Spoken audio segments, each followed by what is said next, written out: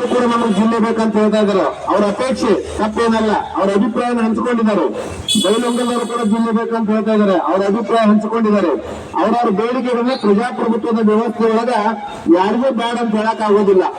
ಆದ್ರೆ 30 ವರ್ಷದಿಂದ ಬಂದಿರತಕ್ಕಂತ ಇತಿಹಾಸವನ್ನ ಚಿಕ್ಕೋಡಿಯನ್ನ ಜಿಲ್ಲೆ ಯಾಕೆ ಮಾಡಬೇಕು ಅಂತಕೊಂಡು ಭೌಗೋಳಿಕವಾಗಿರ್ತಕ್ಕಂಥ ಕಾರಣಾಂತರಗಳು ಬಹಳ ಕಾರಣಗಳು ಇರೋದ್ರಿಂದ ಚಿಕ್ಕೋಡಿ ಜಿಲ್ಲೆ ಆಗಬೇಕಂತ ತಿಳ್ಕೊಂಡು ನಮ್ಮೆಲ್ಲ ಜನಪ್ರತಿನಿಧಿ ಜೊತೆಗೆ ಹಕ್ಕೊತ್ತಾಯ ಇಟ್ಟುಕೊಂಡಿದ್ದೀರಿ. ಹೀಗೆ ದಿನಾಲೂ ಕೂಡ ನಾಳೆ ಸೋಮವಾರದೂ ಕೂಡ ಅಖಂಡ ರೈತ ಸಂಘದ ಎಲ್ಲ ಯುವಕ ಮಿತ್ರರು ಸನಾಪು ಪೂಜಾರಿಯವರ ಹಾದಿಯಲ್ಲಿ ಬೆಂಬಲಕ್ಕೆ ಬರ್ತಾ ಇದ್ದಾರೆ. ಈಗ ದಿನಾಲೂ ಕೂಡ ನಿನ್ನೆ ಆಟೋ ರಿಕ್ಷಾ ಚಾಲಕರಿರ್ಬೋದು, ಎಕ್ಸ್ ಆರ್ಮಿಗಳಿರ್ಬೋದು, ಹೀಗೆ ದಿನಾಲೂ ಕೂಡ ವಿವಿಧ ಸಂಘ ಸಂಸ್ಥೆಗಳು ಹೋರಾಟಗಾರರು ಬೆಂಬಲವನ್ನು ಕೊಡ್ತಾ ಇದ್ದಾರೆ. ಆ ಹಿನ್ನೆಲೆ ಅವರಿಗೆ ಇವತ್ತು ನಿಪ್ಪಾಣಿ ಚಂದ್ರಕಾಂತನ ಜಾಸೂರವರು ಕೂಡ ತಮ್ಮ ತಂಡನ್ನು ಕಟ್ಕೊಂಡು ಬೆಂಬಲಕ್ಕೆ ಬಂದಿದ್ದಾರೆ.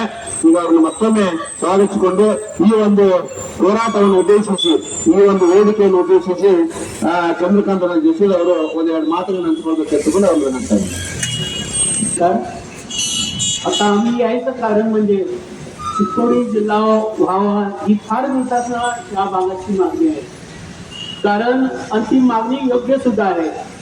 कारण आमच्या भागातील लोकांना एखादं काम निघलं, बेळगावला जायचं म्हणलं तर खेड्यापाड्यातून निप्पाणीला येऊन निप्पाणीतून बेळगावला जाऊन यायचं म्हणलं तर पुरा दिवस एखाद्या कामासाठी जातो.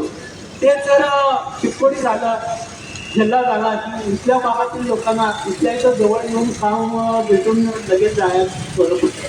तसंच बेळगाव जिल्हा हा कर्नाटकात अगदी मोठा जिल्हा आहे. त्यामुळं मोठा जिल्हा असल्यामुळं गव्हर्नमेंटकडून जो फंड येतो विकासासाठी, तो जिल्हा मोठा असल्याकारण जास्त फंड येत नाही, तितकाच फंड येतो. त्यामुळं बेळगाव जिल्ह्याचा ह्या बाकीच्या गावांचा विकास होऊ शकत नाही. तेच लहान लहान जिल्हे झाले, म्हणजे चिक्कोडी जिल्हा झाला तर याच्यासाठी एक वेगळा फंड येईल व या भागाचा विकास सुद्धा इथल्या लोकांना सर्वांना करून देता येईल. त्यामुळं हा भाग चिक्कोडी जिल्हा होणं हे आवश्यक आहे. आमची त्याला सर्वजणांचे पाठिंबा आहे व इथून पुढे काय सरकार लागले तर आम्ही ते सर्वांना करण्यास सहकार्य करण्यास तयार आहोत. एवढं मी नोंदून आपली करतो. धन्यवाद.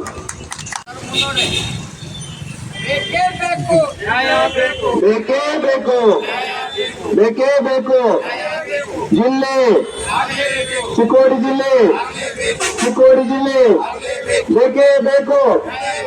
ಎಲ್ಲಿವರೆಗೆ ಹೋರಾಟ?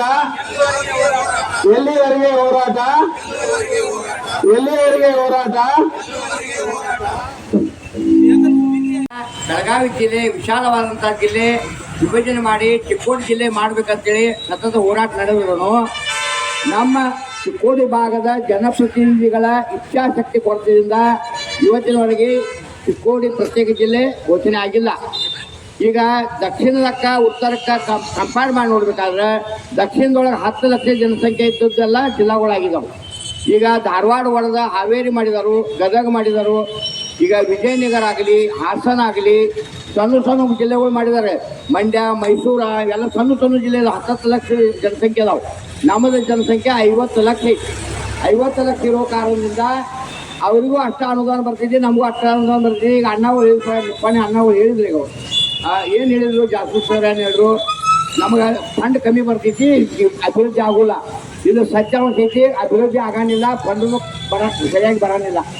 ಅದಕ್ಕೆ ಕಾರಣ ಚಿಕ್ಕೋಡಿ ಜಿಲ್ಲಾ ವಿಭಜನೆ ಮಾಡಬೇಕಿದ್ರೆ ಹೋರಾಟ ಮಾಡಿದ್ರು ಸುದ್ದ ಯಾವ ಸರ್ಕಾರದವರು, ಕಾಂಗ್ರೆಸ್ ಬರಲಿ, BJP ಬರಲಿ, JDS ಬರಲಿ ಅಥವಾ ಸಮ್ಮಿಶ್ರ ಸರ್ಕಾರ ಬರಲಿ, ಚುನಾವಣೆಗೆ ಮುಂಚೆ ಹೇಳ್ತಾರೆ ನಮ್ಮ ಸರ್ಕಾರ ಬಂದ ಕೂಡಲೇ ಚಿಕ್ಕೋಡಿ ಜಿಲ್ಲಾ ಮಾಡ್ತೀವಿ. ಈಗ RD ಕಾಲೇಜೊಳಗೆ ಕಾರ್ಯಕ್ರಮ ಮಾಡಿ ಚುನಾವಣೆಗೆ ಮುಂಚೆ ಅವಾಗ ಪ್ರಕಾಶ್ ಹುಕ್ಕೇರಿ ಸಾಹೇಬ್ರಾಗಲಿ, ಗಣೇಶ್ ಹುಕ್ಕೇರಿ ಸಾಹೇಬ್ರ ಮತ್ತು ಸಿದ್ದರಾಮಯ್ಯ ಸಾಹೇಬ್ರು ನಮ್ಮ ಸರ್ಕಾರಕ್ಕೆ ಬಂತಂದ್ರೆ ನಿಮ್ಗೆ ಜಿಲ್ಲಾ ಮಾಡ್ತೀವಿ ಅಂತ ಹೇಳಿದ್ರು. 2.5 ವರ್ಷ ಆದ್ರೂ ಇನ್ನಿಲ್ಲ. ನುಡಿದಂತೆ ನಡೆದ ಸರ್ಕಾರ ಅಂತ ಹೇಳ್ತಾರೋ, ಇವ್ರು ನಡೆಯಂಗಿಲ್ಲ. ವಚನ ಏನು ಕೊಟ್ಟಿದ್ದಾರೆ, ವಚನಕ್ಕೆ ಭ್ರಷ್ಟ ಆಗಿದ್ದಾರೆ.